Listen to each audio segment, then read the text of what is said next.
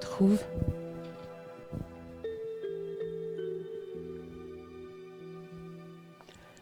à l'intérieur de moi-même.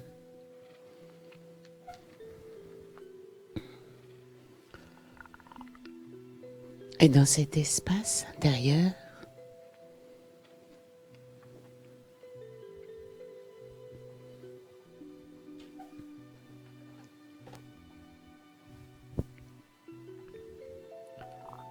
je m'autorise à me sentir bien.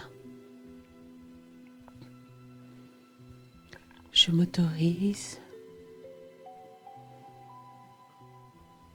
à être tranquille.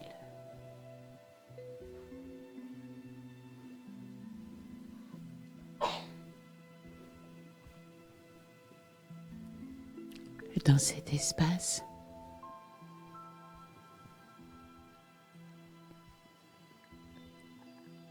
je peux me percevoir moi-même et percevoir le potentiel qui est en moi.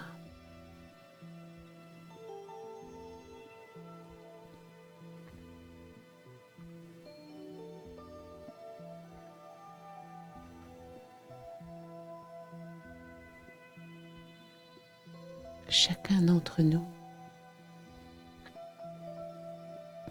a au cœur de lui-même un potentiel spirituel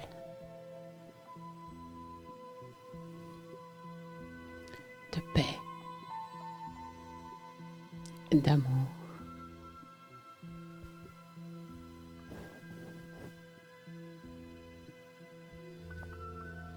de lumière et de joie.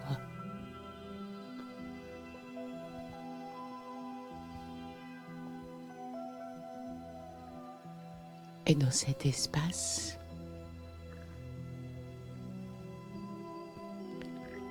que je m'offre à moi-même,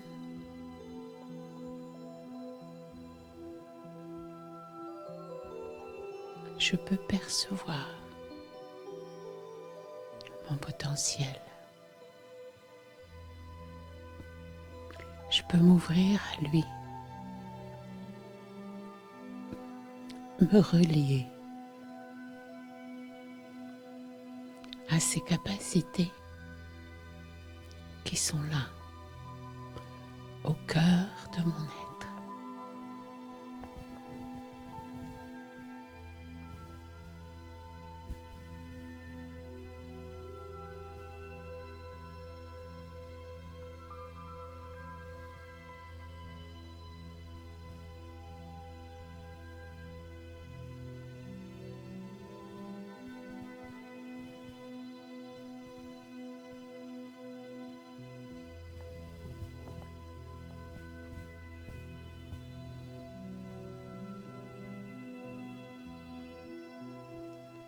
Je peux ressentir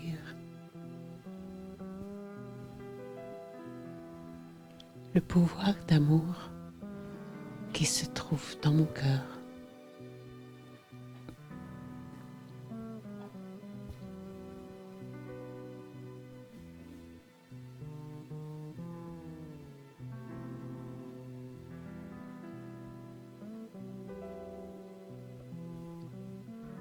Je m'autorise à m'ouvrir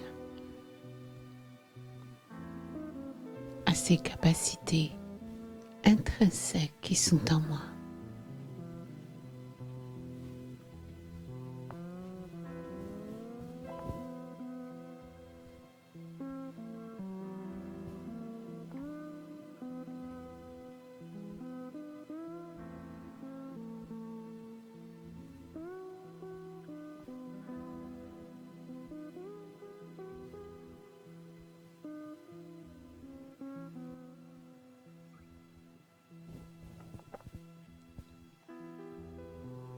Et plus je ressens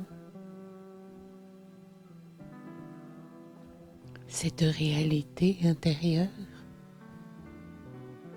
présente en moi,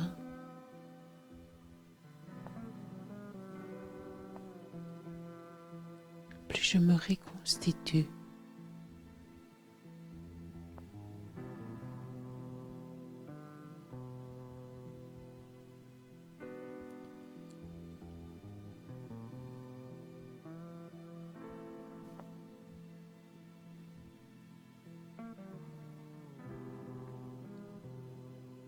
ce que nous recherchons tous. Et souvent, un appel du dedans, l'appel du retour à l'essentiel. Et dans le silence, dans la méditation, je peux diriger mon attention vers cela, vers ce à quoi j'aspire le plus.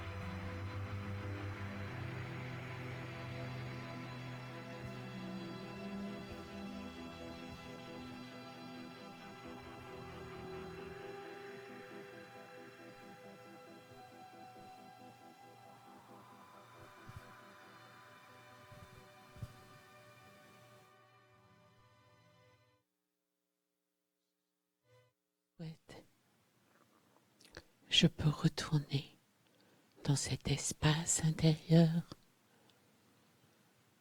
et me retrouver.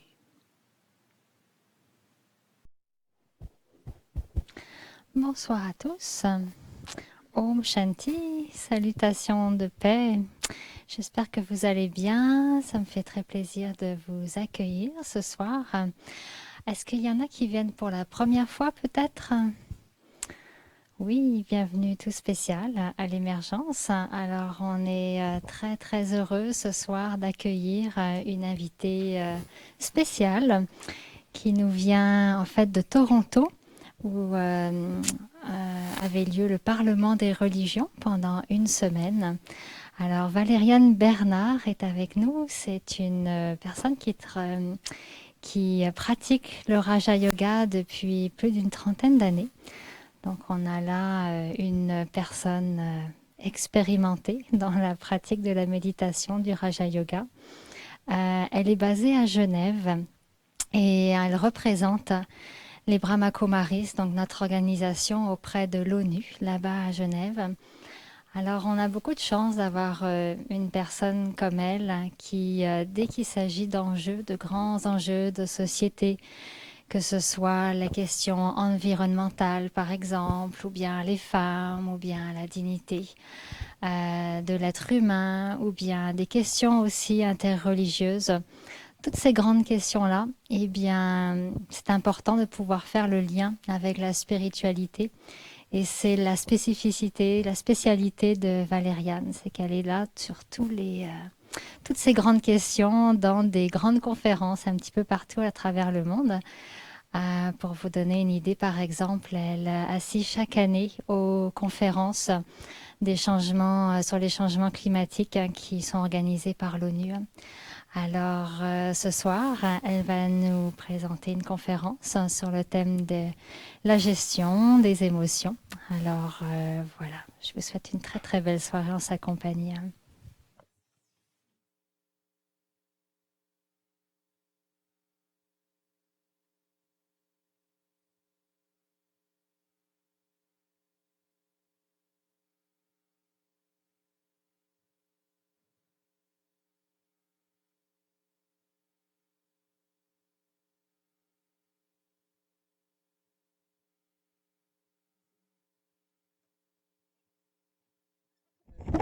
Anne-Christelle.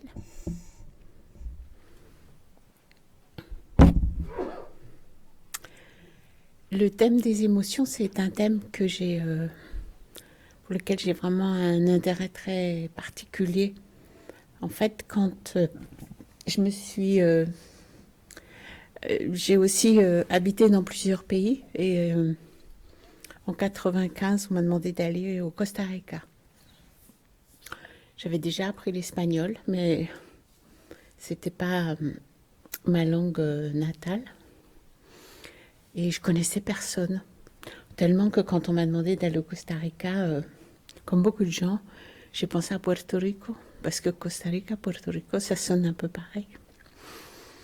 Et donc je me retrouvais dans un pays que je connaissais pas, où je devais enseigner aux gens. Et c'est un peu paradoxal, non? Vous connaissez pas les gens, vous connaissez pas la culture, de savoir qu'est-ce qu'ils pourraient bien avoir envie d'entendre, ou qu'est-ce qui pourrait les intéresser, ou de quoi ils auraient besoin. Et donc, en fait, j'ai regardé ce dont moi j'aurais besoin. Et je me suis dit qu'il y a une chose qui est vraiment importante à comprendre, chacun pour soi-même. C'est vraiment tout ce monde des émotions. Parce que, en réalité, les émotions, c'est un monde à part. C'est tellement puissant chez l'être humain. Et ce qui est étonnant, c'est que ça nous montre vraiment souvent un peu le paradoxe entre ce qu'on vit et ce qu'on aimerait vivre. Et donc, c'est comme ça que j'ai décidé de commencer. Donc, c'est un processus qui m'a duré une bonne... pendant 5 ans au moins, j'ai travaillé sur ce thème, j'ai développé des séminaires, des retraites, un livre... parce que je trouve ça fabuleusement passionnant. Donc ce soir, on a 1 heure ensemble pour découvrir un peu ce monde-là. Et la première question peut-être sur laquelle on peut se pencher, c'est est-ce que vous choisiriez de ressentir toutes les émotions que vous ressentez? Levez la main si oui. Vous choisiriez toutes ces émotions? Je vois personne lever la main. C'est pas parce que vous êtes timide. Donc on a tous des émotions qu'on préférerait ne pas ressentir, mais qu'on ressent quand même. On est d'accord? Alors, est-ce qu'il y a un petit extraterrestre qui est rentré à l'intérieur? Non. Hein, on espère que non. Donc, qu'est-ce qui se passe? Qu'est-ce qui se passe? Qu'est-ce qui fait que chacun d'entre nous ressent des choses qu'il préférerait ne pas ressentir? Parce que, en fait, c'est vraiment en se posant des questions sur nous-mêmes, en se posant des questions sur notre fonctionnement, qu'on peut arriver à peut-être se comprendre mieux soi-même. Et pour moi, une des grandes dichotomies, une des grandes séparations de l'être humain avec lui-même, c'est justement quelque chose qui se manifeste par cette incapacité à gérer, à créer, à faire ce qu'il aimerait faire émotionnellement dans sa vie. Donc, si je vous disais, quelles sont les émotions ou les sentiments que vous souhaiteriez vivre? Quels sont les sentiments ou les émotions que vous aimeriez vivre?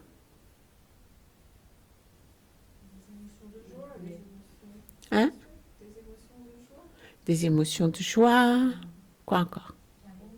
D'amour, la paix, le contentement, le bonheur. Alors, vous venez de nous en dire 5 qui sont très belles. Alors, est-ce que c'est possible de se proposer de vivre ces choses-là et de les vivre? C'est possible ou c'est pas si possible qu'on aimerait? Hein? Qu'est-ce qui se passe entre le fait de vouloir vivre quelque chose et le fait d'arriver à le vivre? Quelle est la raison pour cette séparation qu'il y a entre les deux? Régler ses problèmes. Ouais. La détermination, les problèmes. On est programmé. On est Déprogrammé. Mhm. Oui. C'est pas la séparation entre la tête et le cœur? La séparation entre la tête et le cœur. Alors, des raisons, je pense qu'il y en a plus qu'une.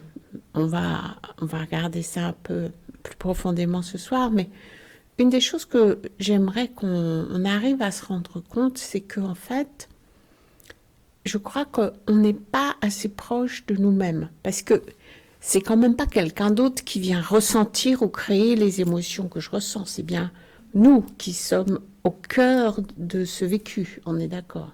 C'est nous qui sommes responsables de ce que nous vivons.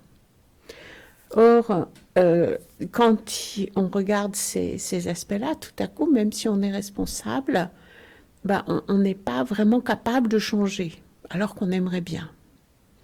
Donc, je pense que ce qui est intéressant, c'est le constat que ça nous amène à faire, qui est que, en fait, on n'a pas assez de proximité avec nous-mêmes.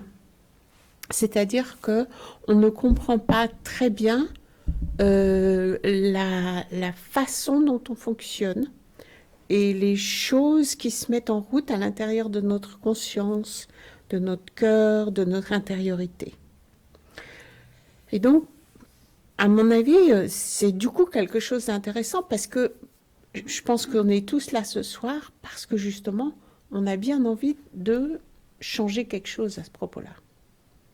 Et donc, pour arriver à changer quelque chose, déjà, il faudrait comprendre peut-être ce qui fait qu'on fonctionne comme on fonctionne, premièrement, et deuxièmement, comprendre comment on pourrait fonctionner autrement. Donc, une des choses que je trouve très intéressante sur le plan émotionnel, c'est qu'en fait, les émotions, elles naissent à l'intérieur. Dans quel département de votre propre intériorité? Hein, comment ça se fait que les émotions arrivent tout à coup?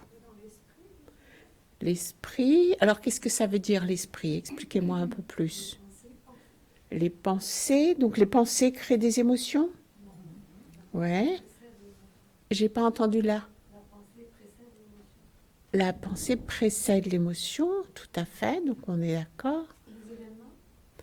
Aussi, très souvent, les événements vont avoir un impact sur notre vie émotionnelle, nos relations, oui, notre passé, oui, les désirs qu'on n'arrive pas vraiment à satisfaire, les besoins qui ne sont pas assouvis.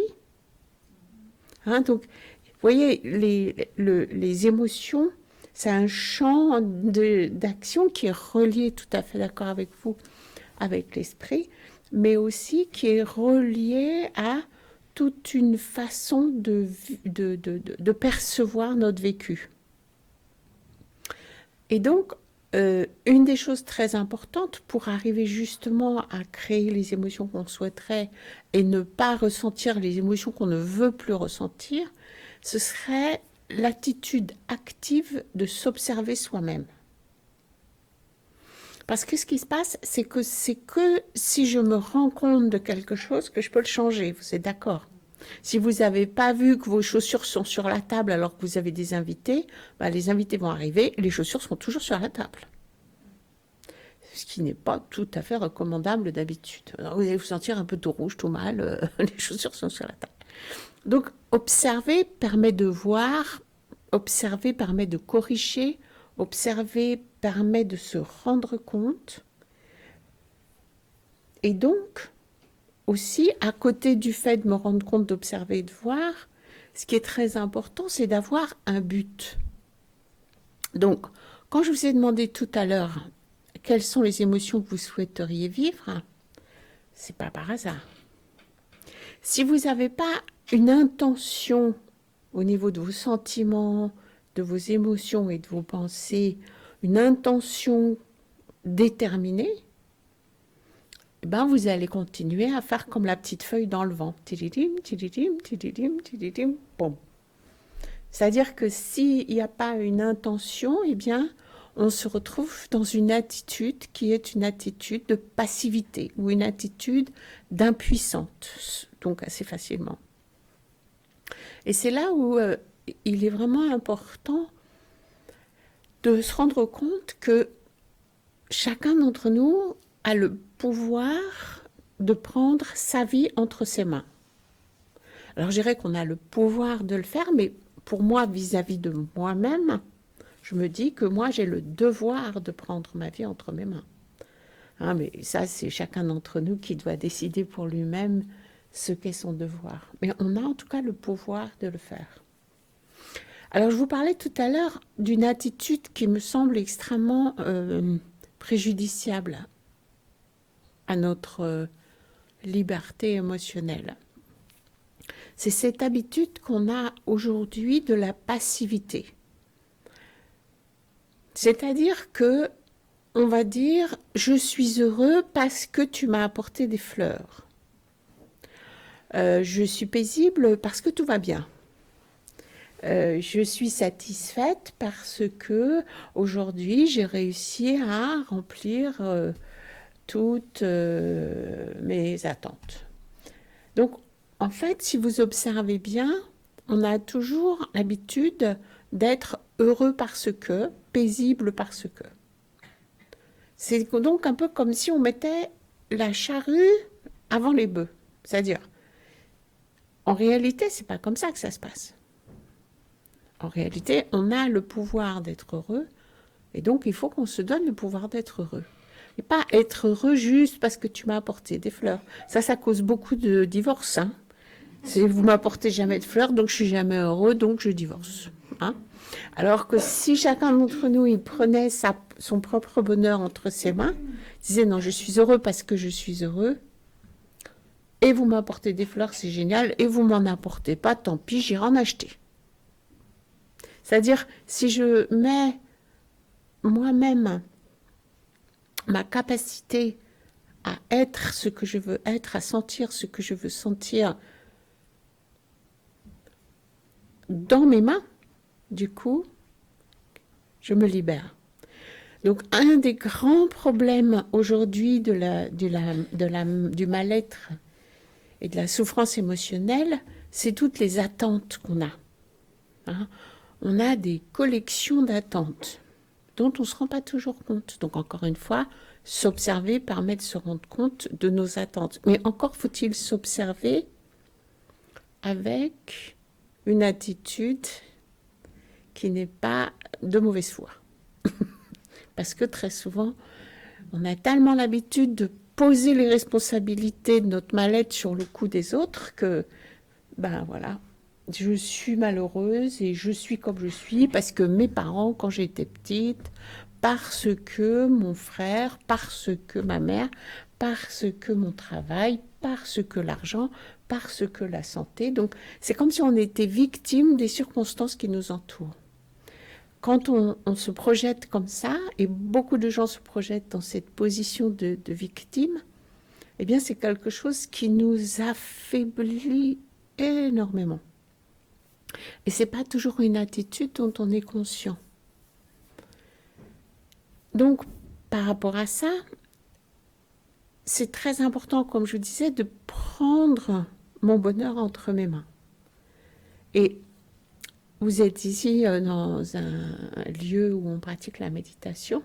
Et la méditation du Raja Yoga consiste justement en partie à se donner à soi-même la possibilité d'être celui qui dirige, celui qui mène, celui qui est assis ou au centre de toutes ses capacités et qui peut donc les appeler et s'en servir.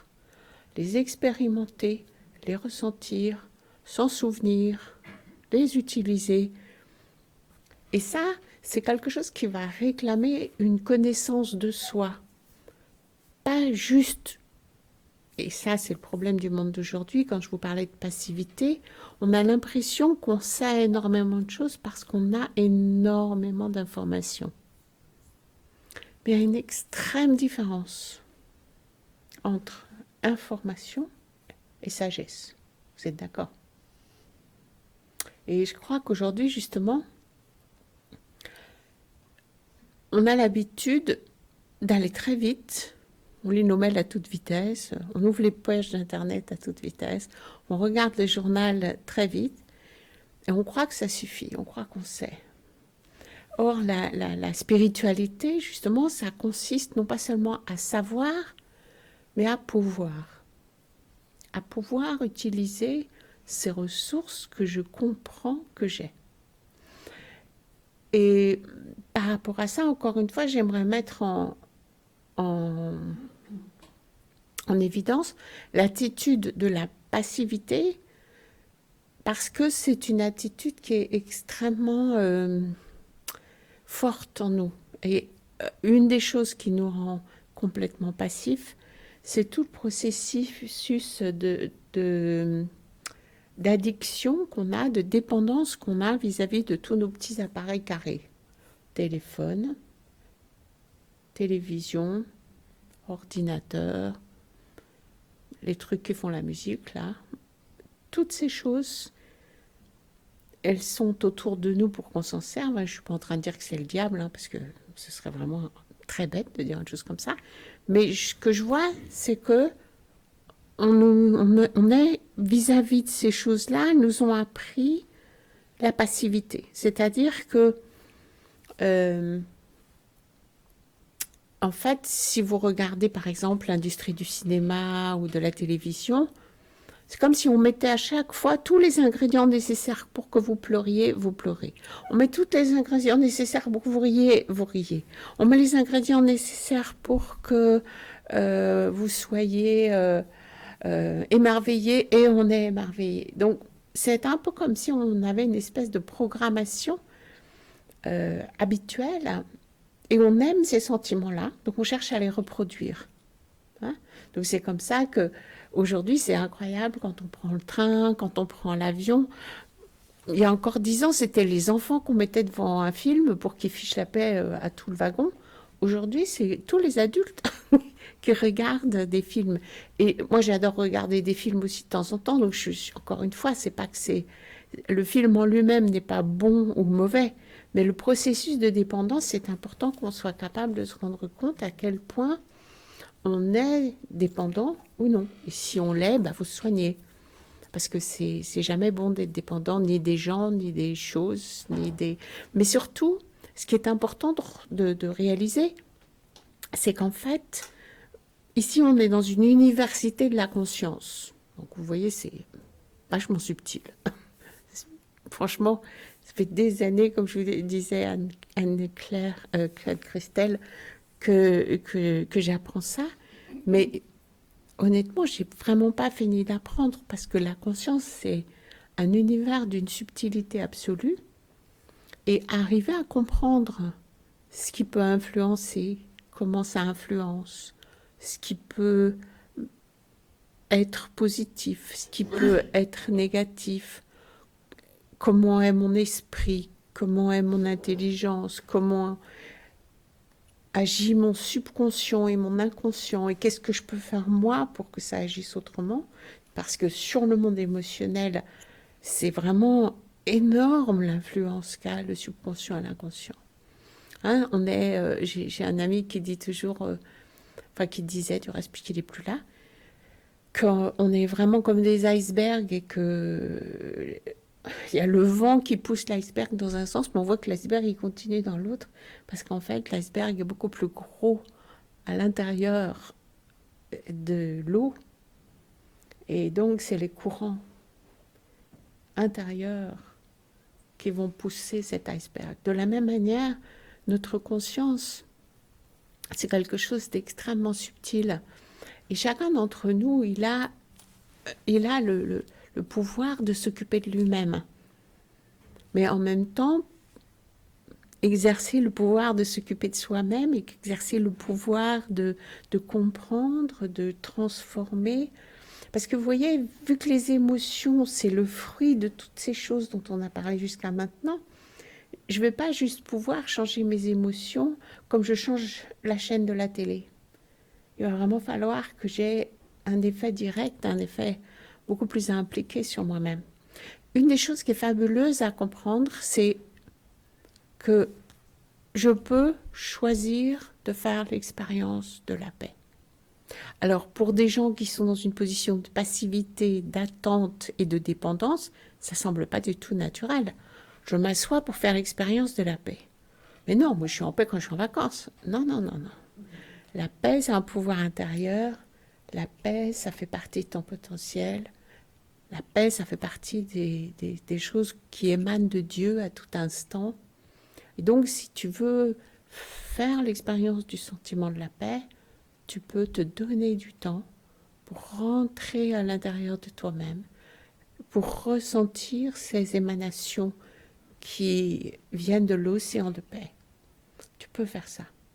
Mais vous voyez, c'est une attitude qui va réclamer une démarche complètement différente que j'allume la télé et j'observe. Vous voyez, c'est vraiment vous qui devez être les acteurs de votre création et soutenir ce désir de sentir ça et se donner le but de le faire et le faire. Et c'est quelque chose de fabuleux d'apprendre la méditation parce qu'en fait, ça implique que petit à petit, vous allez reprendre entre vos mains votre royaume intérieur. Pour l'instant, notre royaume intérieur, de temps en temps, c'est les enfants qui le tiennent par le bout du nez. De temps en temps, c'est nos désirs de manger des cornflakes. De temps en temps, c'est « Ah non, je voulais pas qu'il fasse si froid au Canada quand j'y étais. » Bref, vous avez des tas de choses qui viennent pour prendre les rênes de votre vie intérieure. Et tout à coup, donc le Raja Yoga propose, premièrement, c'est un ange qui est venu me visiter et j'ai oublié d'enlever la plume. Donc, quand on commence à prendre ces décisions-là pour soi-même, tout à coup, on se retrouve à sentir que, ben oui, il y a des tas de choses en moi que je ne connais pas encore et que j'aimerais bien ressentir plus profondément. On commence aussi, comme je vous disais tout à l'heure, à s'observer. Et du coup, quand je commence à m'observer et à voir que, tiens, mais il y a la moutarde qui est en train de monter gravement dans mon nez, là, je me dis, non, mais c'est pas ça que tu as choisi. Tu n'as pas choisi d'être énervé. Donc, peu importe ce qu'ils sont en train de dire, ce qu'ils sont en train de faire, ce qu'ils ne sont pas en train de dire, ce qu'ils ne sont pas en train de faire, c'est pas ton choix. C'est pas ça que tu veux faire avec ta vie. Ou quand tout à coup, je vois arriver à l'intérieur de moi des choses X, Y, Z, je me dis, oui, bah, il faut que je m'occupe de moi aussi. Donc, des tas de sentiments ou d'émotions négatives que vous ressentez, vous les ressentez parce que vous avez besoin d'appliquer de l'attention.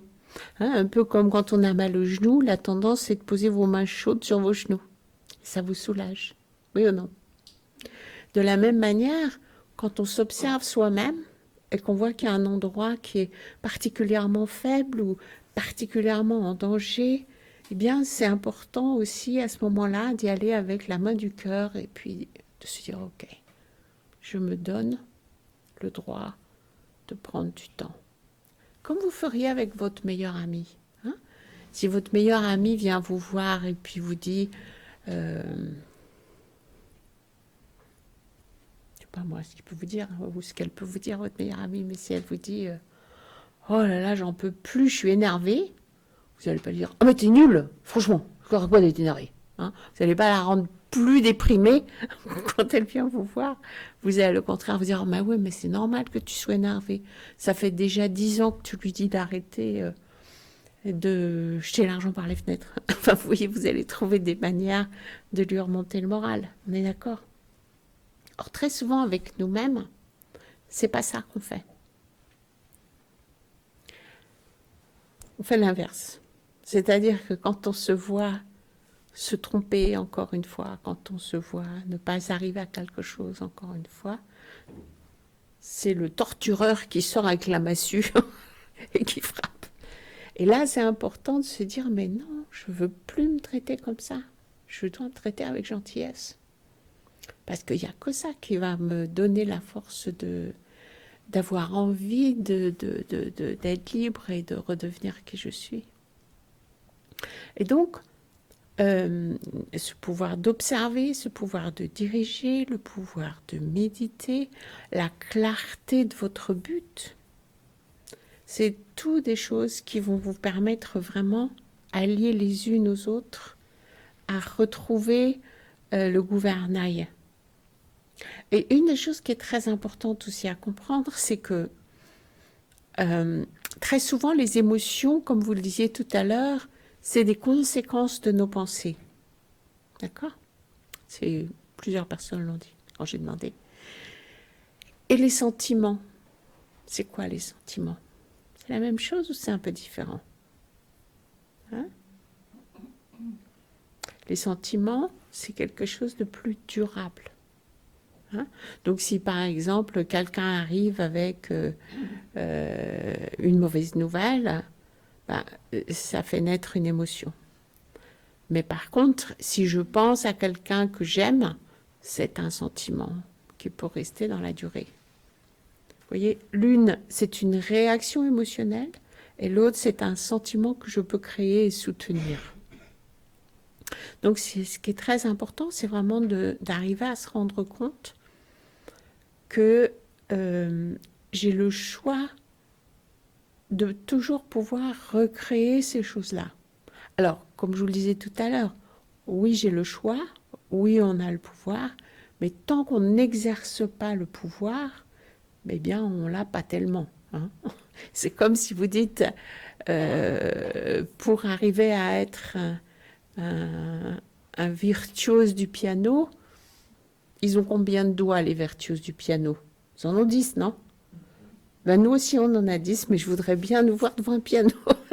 Hein ? Ce qui va sortir, même si on a le même appareil au niveau de nos mains, ce ne sera pas la même mélodie. Alors peut-être certains d'entre vous sont pianistes, mais l'aptitude à se servir de ses mains, c'est quelque chose que les pianistes revisitent tous les jours. Tous les jours, ils pratiquent pour pouvoir arriver à avoir justement cette dextérité. Et nous, très souvent, on voudrait arriver à être heureux, mais on ne s'exerce jamais. J'étais comme ça quand j'étais enfant. La première fois que j'ai vu un piano, j'ai pensé « Waouh !» Et j'ai cru que j'allais pouvoir jouer quelque chose de beau juste en mettant mes mains n'importe comment dessus. Mais j'étais déçue et je croyais que c'était à cause du piano, parce qu'il ne marchait pas. Je crois qu'on a un peu cette attitude-là tous, de vouloir que les choses marchent magiquement. Et parfois, ça marche magiquement. Mais dans la durée, il est besoin aussi de pratiquer, d'avoir la discipline de connaître, le désir d'apprendre. C'est quoi d'après vous qui marche magiquement? Qu'est-ce qui marche magiquement? Ouais. Eh bien, parfois, ce que j'ai remarqué, c'est que j'ai très envie que ça marche et ça marche. Et puis, le lendemain, je veux faire pareil. Ça ne marche pas du tout. Donc, des fois, c'est comme si tout va bien, puis ça marche. Vous arrivez à être heureux. Vous avez décidé que vous alliez méditer. Vous vous asseyez, vous méditez, et c'est génial. Et le lendemain, vous essayez pour méditer, puis vous dites, mais oh là là là là, c'était comment déjà quand ça marchait? Parce qu'en fait, le fait de pouvoir avoir accès à la magie, c'est quelque chose qu'on a, mais le travail est nécessaire. Les magiciens, c'est des gens qui travaillent beaucoup, en fait. C'est le reflet d'un savoir, c'est le reflet d'une technique, c'est le reflet d'une compréhension des lois aussi qui doit être là. Et je crois qu'on ne connaît pas bien les lois à notre époque. On ne connaît pas les lois de la spiritualité. Et pour moi, la conscience est avant tout spirituelle. Donc, bien sûr, je ne suis pas psychologue ni psychiatre. Donc ces gens-là sont nécessaires parce qu'ils vont permettre aux gens malades d'avoir une certaine stabilité, de retrouver une certaine stabilité. Mais dans la partie spirituelle, on a tous une nature différente. C'est-à-dire que chacun d'entre nous ici, il arrive avec sa nature, son capital nature. Et vous avez des gens gais, vous avez des gens sérieux, vous avez des gens enthousiastes, vous avez des gens rêveurs, vous en avez d'autres qui sont actifs, vous en avez d'autres qui sont... On sort dans toutes les couleurs, dans toutes les formes.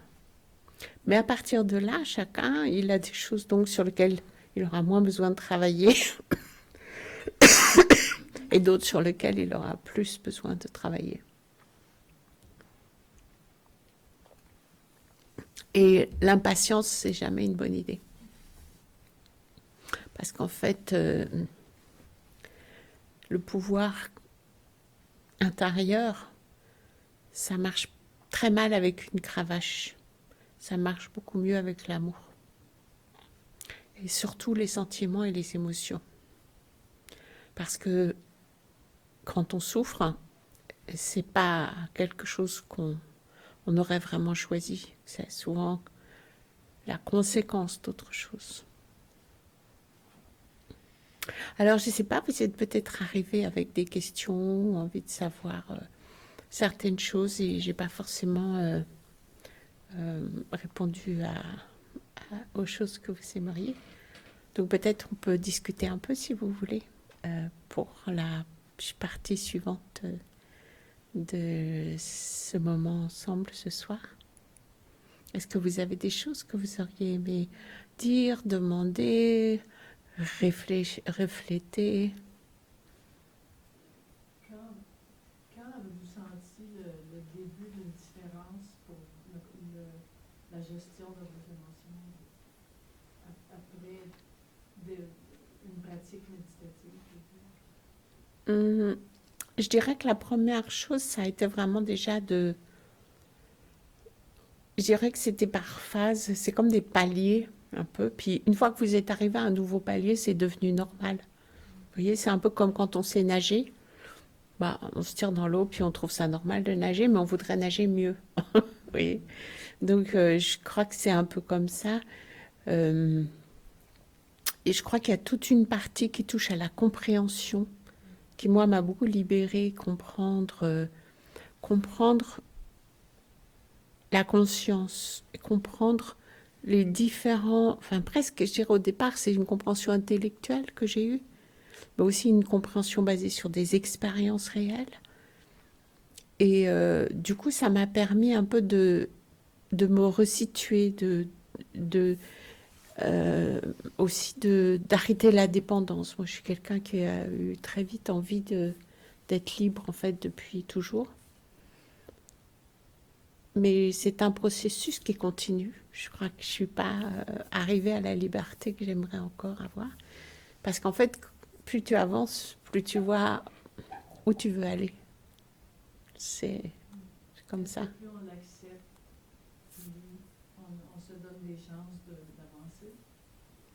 Plus on accepte quoi? De ne pas être rendu là où on veut être. Ah bah oui, je pense que c'est très important. Parce que, comme on dit toujours, enfin moi, une des choses que j'aime bien dire, il y a aussi la joie du parcourir. Très souvent, on vit dans un monde où ce qu'on veut, c'est arriver. Mais le chemin, c'est le plus important. Parce que vous allez marcher toute votre vie pour arriver à la mort.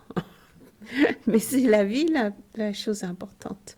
Et donc, pour moi, c'est ça, c'est arriver à prendre plaisir au fait d'apprendre, prendre plaisir au fait de toutes les opportunités que chaque seconde me donne, de comprendre plus, de vivre mieux, de vivre tout court. J'ajouterais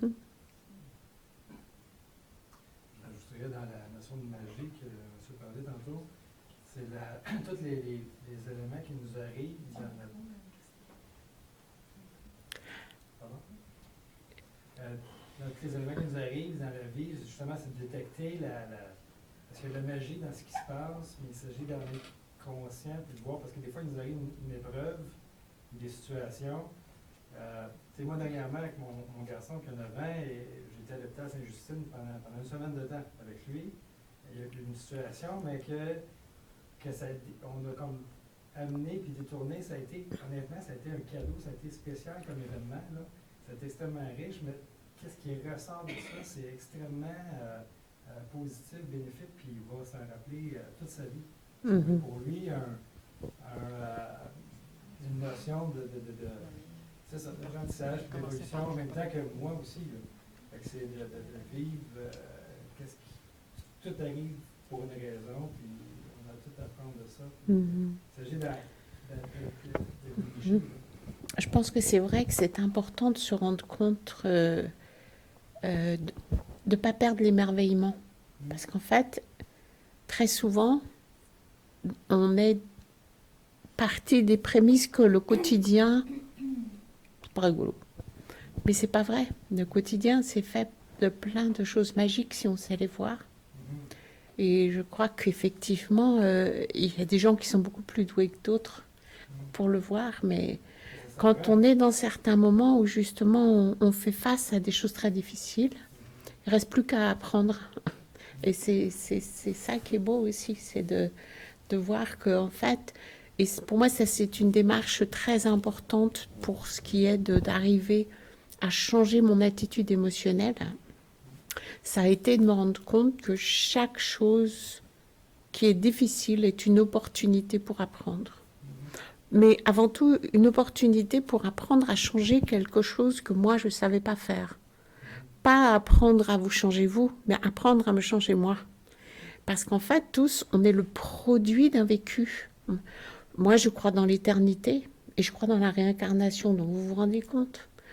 Chacun d'entre vous ici, pour moi, il est éternel. Donc, vous n'êtes pas seulement centenaire, bicentenaire. Vous êtes éternels tous. Vous vous rendez compte ? Donc, comment on peut ne pas respecter et se rendre compte de la magie qui est présente dans le simple fait que chacun d'entre nous existe. C'est fabuleux. Et ce qui se passe, c'est que notre vision, très souvent, est ordinaire. Et donc, on n'est pas capable on ne voit plus, on oublie. Et c'est là où la conscience et la connaissance doivent aller de pair. Or, très souvent, aujourd'hui, on est plus comme des automates que comme des êtres de conscience. Merci. Oui. Juste pour les gens en ligne, est-ce que Il y a vous quelqu'un aimeriez- qui a levé la main là-bas? Oui, c'est ça. Est-ce que vous aimeriez utiliser le micro pour les gens en ligne qui puissent entendre votre question? Je pense par là, c'est pas. En ligne. Merci. Ça va aider les autres en ligne. En fait, il y a les gens, nous on est ici dans la salle, on oublie qu'il y a d'autres gens, mais il y a une caméra là, et eux ils entendent que si on utilise les micros. Donc c'est pour ça que si vous les utilisez, ils ne s'ennuient pas pendant que vous parlez. Merci, allez-y. Ma question, c'est, dans le fond, c'est les émotions, effectivement, je pense qu'à chaque jour, on vit des émotions, c'est comme un flot de toutes sortes de rivières, de toutes sortes de couleurs. Et en général, on est capable justement d'anticiper des fois quand il y a des flots trop grands qui s'en viennent, de diminuer ces flots-là pour rester, je veux dire, constant, que ce soit genre des émotions positives ou négatives. Ma question, c'est plus justement peut-être, c'est quoi les outils quand soudainement, justement, il y a un flot qui est tellement fort qu'on ne l'a pas vu venir, qu'on est rendu, je veux dire, noyé dedans et qu'on est pris là, à ce moment-là, dedans, tu sais. Parce que je sais que tu parlais tantôt, justement, de prendre soin de nous-mêmes, d'essayer de nous mettre un baume, mais des fois, quand on est étourdi par ces émotions-là, de se dire, je vais mettre un baume sur cette émotion-là, est comme très difficile parce que notre conscience, justement, est plus là, est noyée dans les émotions. Donc, Oui, un peu, c'est quoi les outils Oui. qu'on pourrait avoir? Pour moi, un des outils qui marchent très bien, c'est l'humour. Parce que ça fait partie, en fait, de l'outil dont je parlais tout à l'heure, qui était de s'observer L'humour, c'est une façon de s'observer avec peut-être gentillesse, avec aussi cette capacité à rire des choses, à arriver à relativiser, à t'observer, pas pour se moquer de soi, hein, parce qu'il y a certaines personnes qui sont un petit peu méchantes dans leur humour. Je pense que ça, c'est une chose qui est très utile, par moment en tout cas, dans mon cas. La deuxième qui est très utile, c'est la miséricorde, la compassion, parce que très souvent, les moments où il y a des flots d'émotions qu'on ne sait pas justement gérer ou sur lesquels on ne sait plus voguer, on a l'impression qu'on va se faire, pas de problème, qu'on va se faire partir sous l'eau. C'est le moment où on est dans des relations compliquées avec les autres.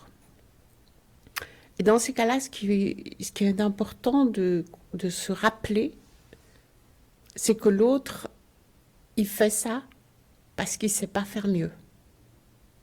Parce que très souvent, il y a une partie de nous-mêmes qui souffre beaucoup parce qu'on se dit que l'autre pourrait quand même faire mieux. Mais en réalité, l'autre ne peut pas faire mieux, ne sait pas faire mieux.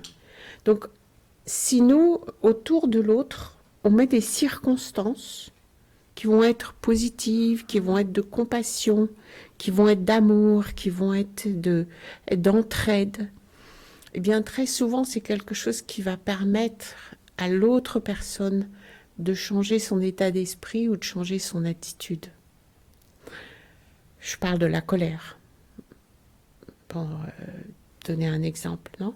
Si votre patron, par exemple, est en train de vous casser devant tout le monde, parfois faire une blague, c'est une manière de pas l'humilier, mais d'arriver à lui permettre de lui lancer la possibilité de changer d'état d'esprit. Mais si vous êtes pris dans le flot de vos émotions, vous êtes incapable de faire cette blague.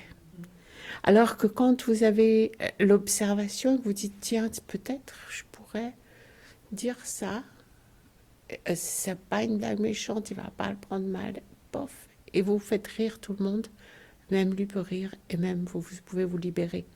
Donc ce que je veux dire, c'est qu'il y a, tu vois, la vie, souvent, on se laisse prendre par énormément d'émotions parce que justement, on n'est pas capable de voir qu'il y a des outils, il y a des opportunités.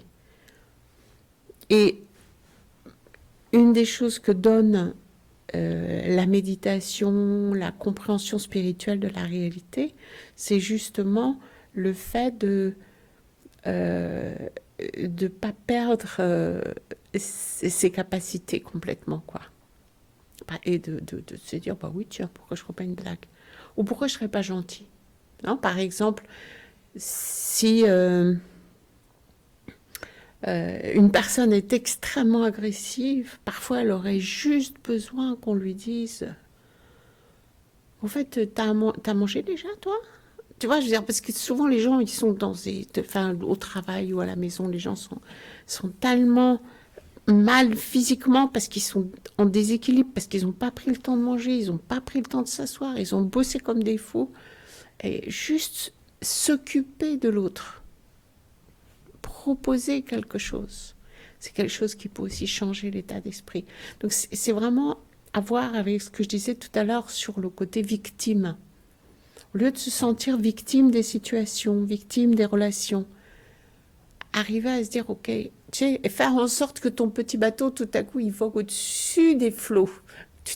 Tu vois un peu, il y a un bout de bois là, il y a une maison là, il y a peut-être la côte juste là et tu peux la voir. Alors que si tu ouvres pas tes yeux, tu te laisses complètement emporter, tu vois.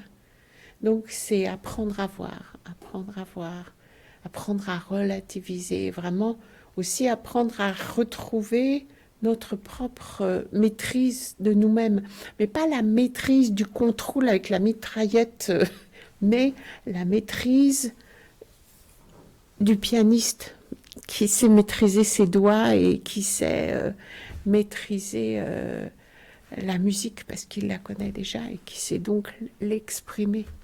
Vous vous rappelez de l'apprenti sorcier de Fantasia, de Walt Disney. C'est pas de votre époque, certains d'entre vous, mais c'est un film tellement merveilleux, quoi, parce que ce pauvre petit apprenti magicien, c'est trop drôle, quoi. Puis en même temps, je me rappelle, en tant qu'enfant, c'était effrayant ce qui se passait. Et je crois qu'on est tous un peu comme ça. Il y a des moments où tout à coup, on fait n'importe quoi, et puis si le maître arrive, tout revient dans l'ordre. Mais le maître, c'est pas quelqu'un d'autre, c'est toi. C'est toi qui peux retrouver comment canaliser tes propres énergies, retrouver l'espoir, retrouver la grandeur, retrouver la générosité du cœur, retrouver l'enthousiasme. Moi, j'aurais un autre son de cloche. Il y a des gens pour qui, moi je vis ça, il y a des gens pour qui ils pourraient faire mieux, mais ils choisissent de ne pas faire mieux. D'accord, mais s'il choisit de ne pas faire mieux, c'est qu'il laisse cette personne dans un état émotionnel comme ça. Tu vois, tout le monde pourrait faire mieux. Moi aussi, je pourrais faire mieux. Mais ce qui se passe, c'est qu'il faut comprendre que les gens qui ne font pas mieux, même s'ils pouvaient faire mieux, ben quelque part, c'est qu'ils ne peuvent pas faire mieux. Tu vois, donne-leur cette générosité.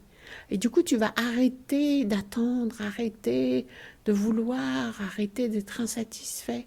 Moi, je sais que c'est quelque chose qui m'a vraiment aidé, cet aspect-là. Parce que, du coup, tu te tranquillises, tu dis, les choses sont entre mes mains. C'est moi qui dois rajouter de la paix.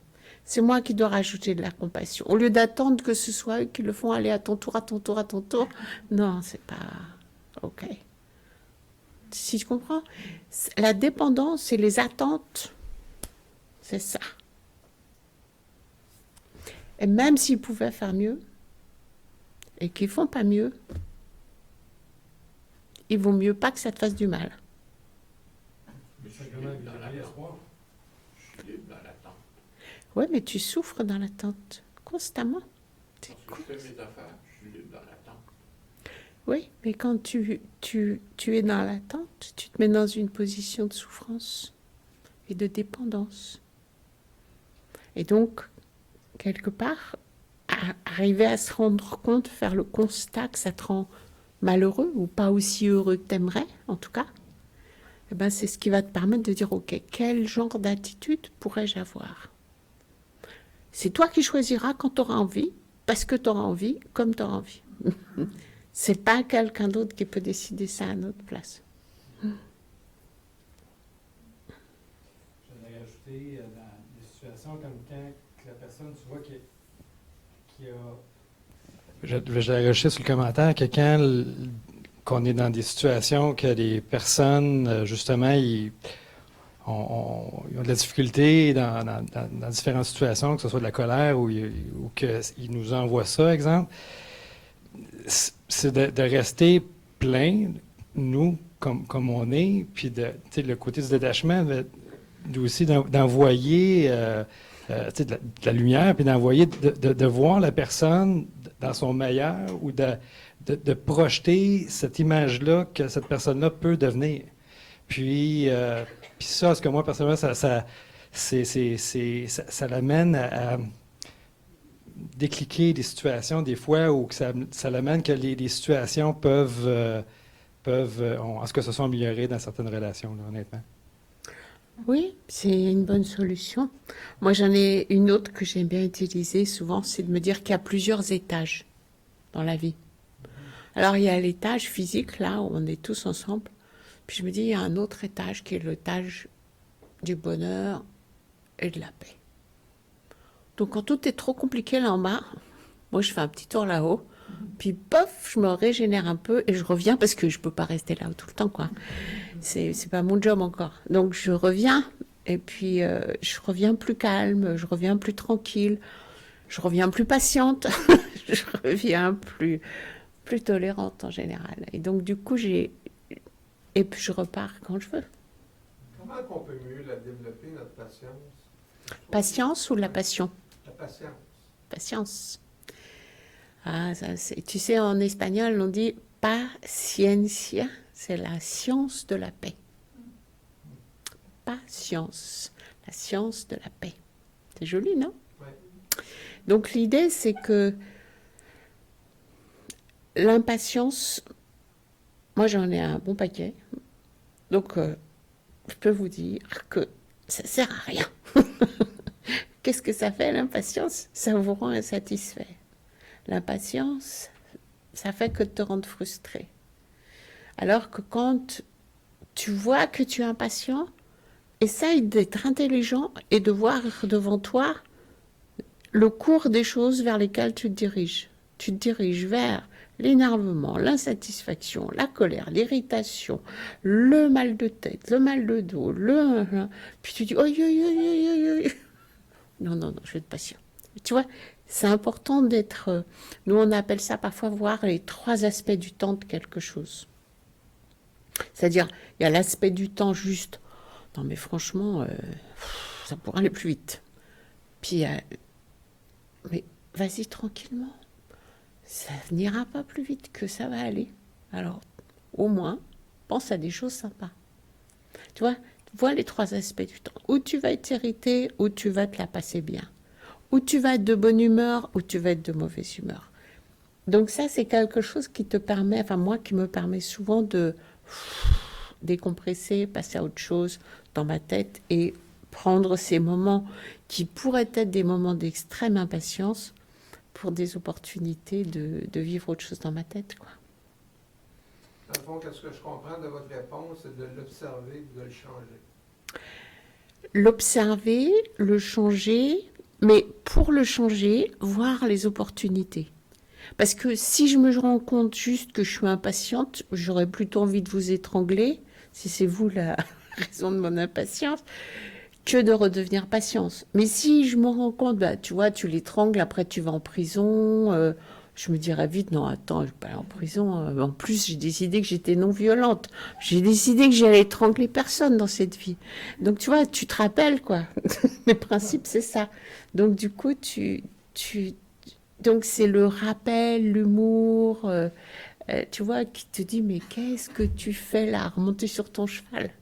Mais descends de ton cheval, tu vas rien gagner sur ce cheval-là. Il est foutu ton cheval. Tu vois, tu ris avec toi-même et du coup, tu reprends, tu remontes sur le bourricot, quoi, t'acceptes. J'ai bourricot aujourd'hui. Au lieu d'être en train de vouloir cravacher quelque chose qui ne marche pas. J'ai oublié l'heure à laquelle on m'avait dit que je devais terminer. Je ne sais pas si vous avez d'autres choses à dire ou on médite un peu maintenant. Passion? Oui, tout à l'heure, la passion, ça m'a donné Ouais. c'est développer la passion. C'est juste développer la Passion, en fait, en soi. Parce Pour qu'il y a moi, une espèce développer de la passion, passion. c'est aussi très important, oui, parce que c'est vrai que si tu n'as pas d'amour pour les choses,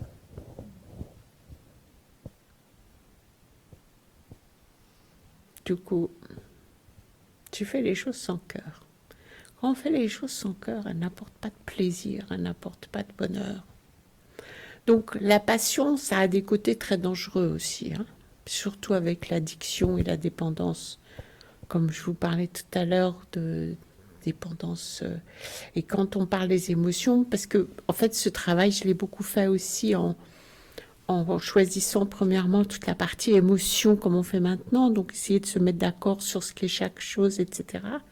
Et après, quand je faisais des séminaires de week-end, je prenais chaque aspect des émotions que les gens avaient envie de travailler. Donc parfois justement la dépendance en était une, l'attachement ça en était une autre, la colère une autre, la dépression, la peur, etc. Et la passion, l'amour, l'enthousiasme, hein, je mets ces mots-là en parallèle parce qu'en fait pour moi ils ont un sens qui est proche, et bien ça va nous permettre d'arriver justement à repartir, à pas sentir la fatigue, à ressentir de l'enthousiasme, à amener, à prendre le temps de prendre le temps, à dédier du temps, même si on n'en a pas beaucoup. C'est vraiment toute une... question, c'est comment développer Est-ce qu'il faut le dire, il faut le penser? C'est surtout comment développer cet amour pour arriver à la passion, sans bien sûr parler d'être dépendant ou quoi que ce soit. Il faut que tu prennes le temps, hein. Et puis que tu te dises, mais pourquoi je veux ça? Pourquoi j'aime ça? Pourquoi je veux aimer ça? Tu vois? C'est-à-dire, si tu veux par exemple méditer, bah, ce serait bien que tu sois passionné par la méditation, parce que sinon tu vas t'asseoir, puis au bout de 2 minutes, tu vas être là. Oh, cette histoire. Mais si tu développes l'envie de méditer, l'amour pour la méditation, eh bien, ça va du coup être quelque chose de fabuleux. Donc, qu'est-ce qui fait que tu aimes ou que tu aimes pas? C'est ton attitude. C'est ton désir de comprendre mieux. C'est ta compréhension que cette chose est bénéfique pour toi. Et le comment, chacun d'entre nous ici est complètement différent. Donc, la manière dont moi je me passionne, elle est unique à moi. La manière dont toi tu vas te passionner, elle est unique à toi. Donc il faut que tu vois ton caractère, ton tempérament, que tu comprennes comment ça marche en toi, la passion, l'amour, l'enthousiasme, et que tu mettes tous les ingrédients qu'il faut pour que ça continue de se développer. Parce que c'est vrai que ça ne s'achète pas à la pharmacie.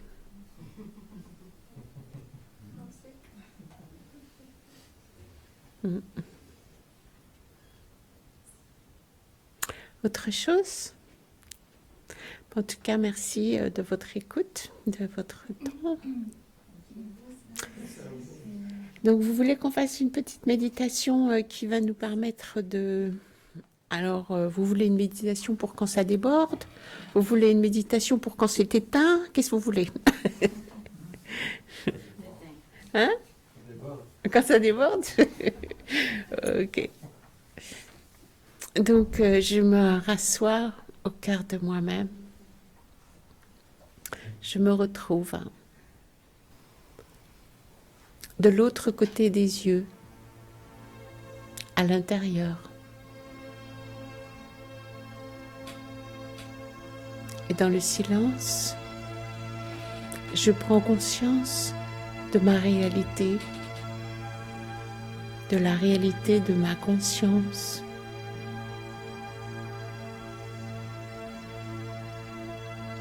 Je prends conscience de moi, de l'être de lumière que je suis. Chacun d'entre nous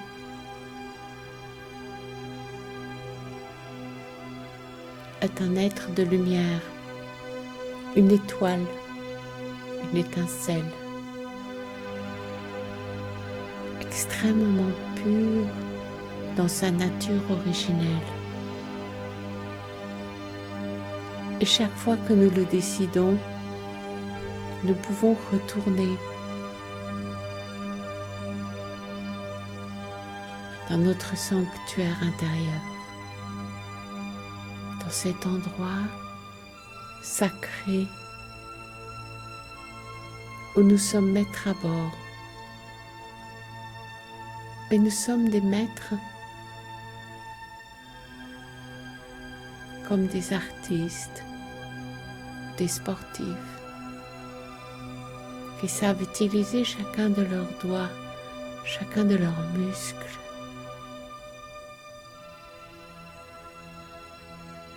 pour jouer.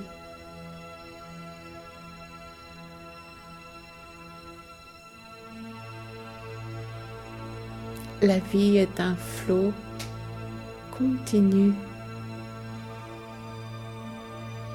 dans lequel chacun d'entre nous joue son rôle.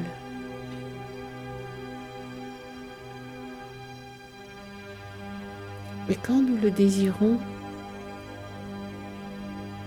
nous pouvons prendre un moment et retourner dans notre sanctuaire de paix. Même si les événements débordent d'intensité, je suis à 1 seconde de la paix intérieure. Je suis à une pensée de distance du bien-être. Je suis à un sentiment de distance de l'amour. Et ce sentiment, cette seconde, cette pensée, je peux apprendre à la créer.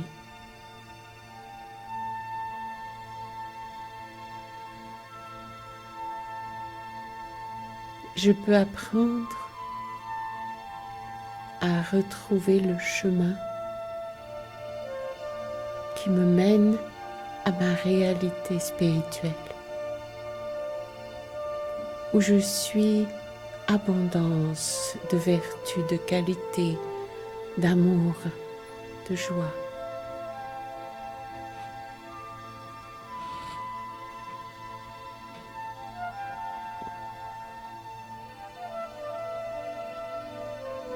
Et où tout est relativisé.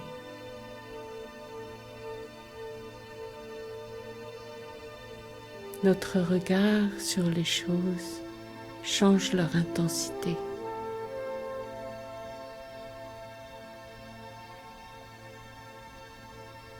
Et chaque fois que nous retournons à l'intérieur de nous-mêmes, dans cet espace sacré et pur,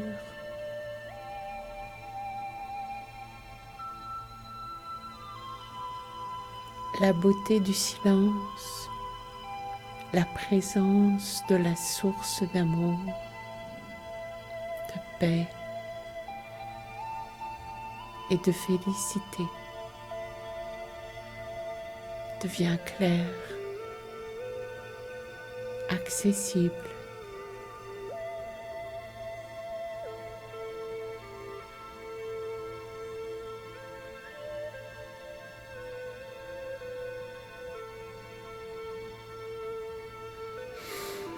Om Shanti.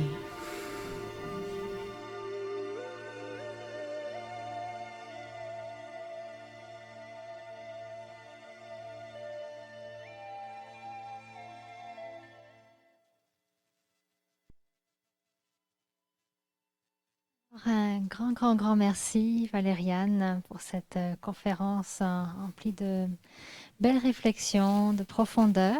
J'espère que ça vous a permis de vous donner des pistes. Et si vous voulez profiter encore de la présence de Valériane, elle donnera une conférence en anglais ce vendredi. Alors un autre thème, celui de la résilience, la capacité à s'adapter au changement, aux défis. Donc vendredi à 19 h.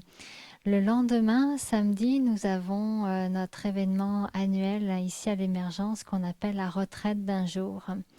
Alors c'est une retraite, c'est-à-dire une journée qu'on s'offre du temps pour soi en silence.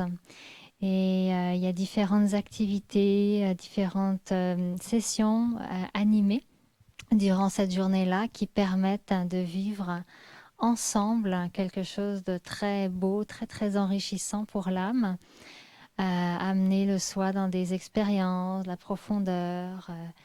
Il y aura des méditations, il y aura du mouvement, il y aura des sessions de réflexion, d'écriture, toutes sortes de choses, un buffet d'activités qui permettent justement un retour à soi. Et pour clore la semaine, et Valériane participera également, elle aura quelques sessions qu'elle nous offrira pour apprivoiser le silence en soi. Et pour clore notre belle semaine, dimanche soir, de 7 h à 8 h, on a comme toujours l'heure méditative. Et ce dimanche, ça va être une méditation, donc comme on fait une fois par mois, méditation internationale. Et là, c'est une journée qui est déclarée par l'ONU comme la journée en faveur des victimes des accidents de la route. Alors, on va le souligner durant cette méditation. Si vous connaissez des gens qui ont été victimes d'accidents et qui ont envie de bénéficier de bonnes vibrations et sentir un support, un soutien, tout le monde est bienvenu de 7 h à 8 h, heure méditative.